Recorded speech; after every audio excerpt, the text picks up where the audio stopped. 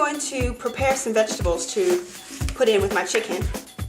And I've cut up 4 good-sized carrots, and I am cutting a large onion, basically into 8s. And I've done an entire stalk or head of celery. I'm just going to push those into my pot.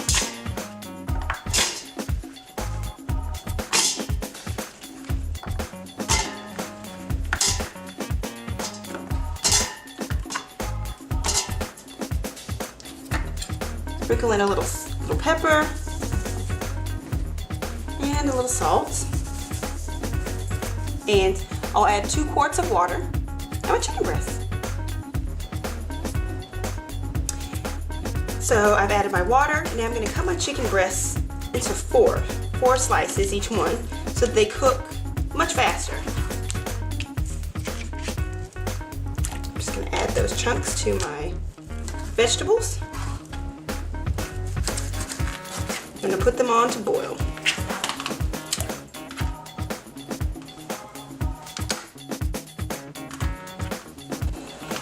So my chicken has been boiling probably about 7 minutes, and I've cut them into small chunks. So they're pretty much done.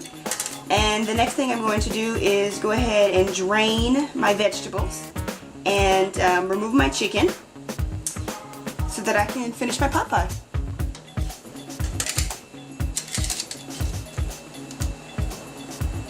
I'm going to let my stock continue to simmer and cook itself down more. And actually, I probably will remove my chicken and stick my vegetables back in.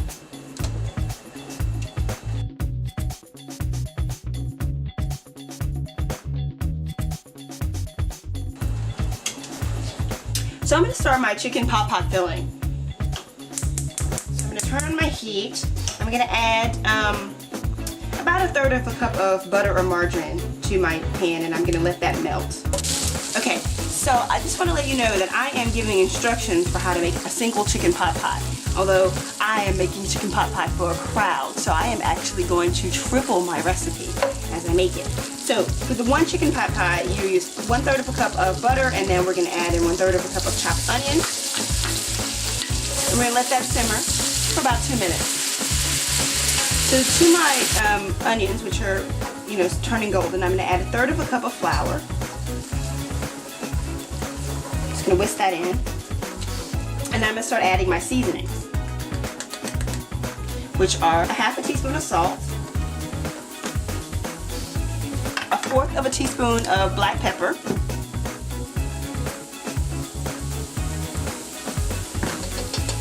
and 1/4 teaspoon of Creole seasoning, or Cajun seasoning.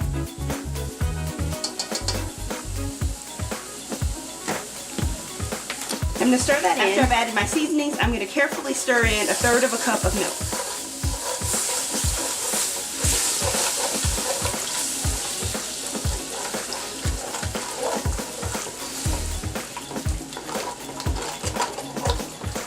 Okay, so you'll want to keep stirring until your sauce is thick, and it'll start bubbling a little bit around the edges, and then you'll know that you're ready to add your chicken and your vegetables. So you need to add 2½ cups of shredded cooked chicken. I'm just going to shred mine as I put it in. 2½ cups of shredded cooked chicken is roughly about 3 large chicken breasts once it's shredded. So I have added my chicken, and I'm going to start adding in my chicken broth. I'm using homemade chicken broth. You can use whatever it is that you have on hand. If you're going to use canned, then you need to use 1 14-ounce can, 14 ounces. Otherwise, about 1.5 cups. Well, closer to 2 cups.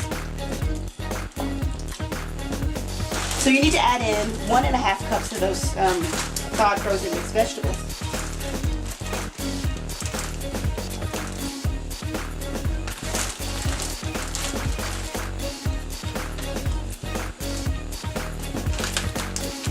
You want to stir those into your mix and then set it aside. Alright, so we're just going to spoon in our chicken pot pie filling.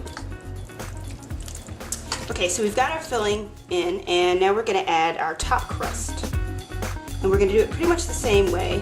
We're going to uncover it in half and then undo the other side.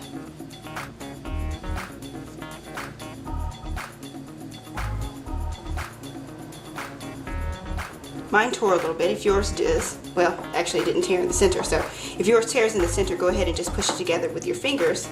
You should see it looks fairly neat. So what we're going to do is cut out around the bottom edge of the pan. Literally run your knife around the bottom side of your pie plate. So we're going to cut off that excess dough.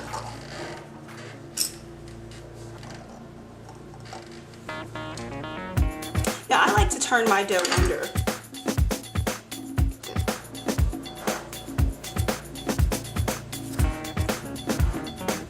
Kind of uniformly around the top.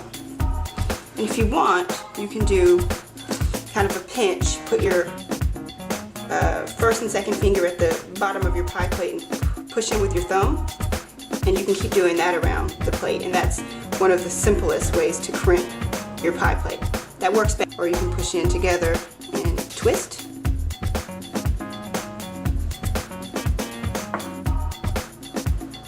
Grab each side of the edge and twist in the opposite direction with your thumb and your forefinger.